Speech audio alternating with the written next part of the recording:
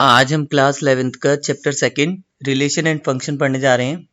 ठीक है, उसमें आपको कैसे क्या करना है देखिए। सबसे पहले तो आप सेट्स पता कर लीजिए क्या होता है। आप लोगों ने अभी लास्ट चैप्टर भी आप लोगों ने रीड किया है, वेल डिफाइंड कलेक्शन, यानी समुच्चय को क्या कहते हैं, आपका सुपरिभाषित संग्रह।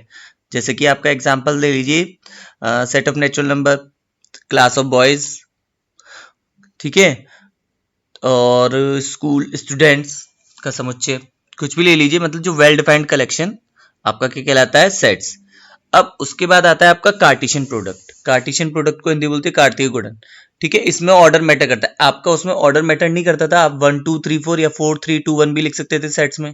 यहाँ मैटर करता है। मान लीजिए कोई दो सेट्स हैं आपके ए, और उसके एलिमेंट्स दिए गए ए और ओ, और दूसरा है आपका बी, उसके एलिमेंट्स दिए गए 1 2 3। ठीक है, इस तरीके से आपको दो दिए गए हैं। ठीक है, सेट्स। अब इसका देखिए, आप लोगों ने डिफरेंस पढ़ा था, ठीक है, यूनियन पढ़ा था, इंटरसेक्शन पढ़ा था। अब इनका क्रॉस मतलब प्रोडक्ट क्या होता है वो कैसे करेंगे, ए क्रॉस बी। जब ए क्रॉस बी है ना, ए पहले लिखा है, तो इसका मतलब है आपका ए जो एलिमेंट है, ए सेट्स की जो एलिमेंट है वो पहले आएंगे। ठीक है, तो यानी A1 A2 A3, इस तरीके से इसमें ऑर्डर मैटर करेगा। आपका जो ए है ना वो पहले आएगा।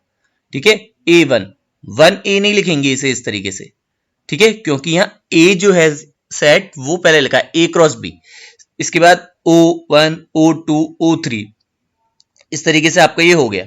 इसके बाद बी क्रॉस ए, इसमें आपके बी के एलिमेंट्स पहले लगेंगे। इसमें ऑर्डर मैटर करता है, इस चीज को ध्यान रखिएगा। ठीक है, आपका A cross B not equal to B cross A नहीं हो सकता, कुछ ही कंडीशंस के अकॉर्डिंग आपका हो सकता है। ठीक है, इस चीज को ध्यान रखिए। इसी पे बेस्ड आपकी जो है इसकी फर्स्ट एक्सरसाइज है। ठीक है, इसके बाद आता है रिलेशन।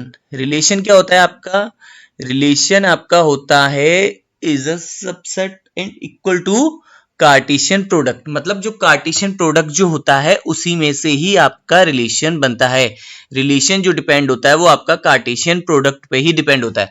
इस तरीके से लिखा हुआ है, मान लीजिए आर इक्वल टू, ये रिलेशन लिखा हुआ है ए कॉमा बी। ए कॉमा बी मतलब जो पहला वाला जो है लिखा हुआ ऑर्डर पेयर में एलिमेंट वो आपका ए, दूसरा जो लिखा है वो बी। तो A is vowel and B is even number.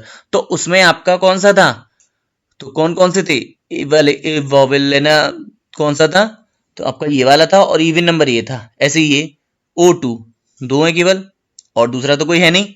तो आपके क्या बन गया इसमें रिलेशन, एक तो ए कॉमा टू, और दूसरा ऑर्डर पेयर कौन सा बनेगा 0 2। तो इसलिए जो कार्टेशियन प्रोडक्ट में से ही आपका रिलेशन बनेगा। कार्टेशियन प्रोडक्ट के इक्वल हो सकता है, मतलब उसी जैसा भी हो सकता है बिल्कुल जो कार्टेशियन प्रोडक्ट निकल के आया है ए क्रॉस बी, या फिर उसमें से कुछ निकल सकता है। अब उसके बाद आता है फंक्शन। आप लोगों ने अभी कार्टेशियन प्रोडक्ट पढ़ लिया, रिलेशन पढ़ लिया। अब फंक्शन क्या होता है, फंक्शन आपका जो होता है वो रिलेशन पे डिपेंड करता है।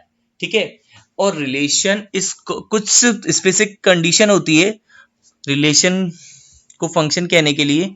जैसे कि a relation is called function, एक रिलेशन फंक्शन जब कहलाएगा from A to B, A to B मतलब अभी ए क्रॉस मतलब कब कहलाएगा, if every element of A के सभी element has only one image, उसकी केवल एक इमेज होनी चाहिए इन सेट बी में। जैसे कि आपको मैं बताऊं, जैसे ये एक एग्जांपल ले लिया मैंने, आ 2,1 3,1 4,2। अब यहां देखिए, ये जो पहला वाला जो एलिमेंट है ए सेट का, सेट ए का जो पहला जो एलिमेंट है, मतलब ये जो दिया है 2, इसको दोबारा रिपीट नहीं हो रहा। देखिए इसमें रिपीट नहीं हो रहा आपका, मतलब जो आपका जो डोमेन जो है वो उसमें रिपीट नहीं हो रहा आपका। जो पहला जो एलिमेंट होता है ऑर्डर पेयर में वो आपका डोमेन कहलाता है, दूसरा वाला रेंज। आप आगे पढ़ेंगे जब नेक्स्ट एक्सरसाइज आएगी। फिलहाल तो इस चीज को ध्यान रखिएगा, ये जो पहला जो है वो आपका रिपीट नहीं होना चाहिए। जैसे 2,1 2,3 तो नहीं है ना, इस तरीके से तो नहीं है ना, मतलब ये वाली इमेज दोबारा से नहीं होनी चाहिए, मतलब इमेज रिपीट नहीं होनी चाहिए इमेज। अब दूसरा देखिए एग्जाम्पल, तो ये फंक्शन कहलाएगा। अब इसमें देखिए 2,2, अब यहाँ 2,4 2 दोबारा से आ गया ना, ये वाला element has only one image होनी चाहिए, इसकी एक ही इमेज होनी चाहिए 2 2 4। तो ये आपका फंक्शन नहीं कहलाएगा। आई होप आपको क्लियर हो गया होगा। अब एक्सरसाइज से और अच्छे से समझ लीजिएगा तो और अच्छे से क्लियर हो जाए।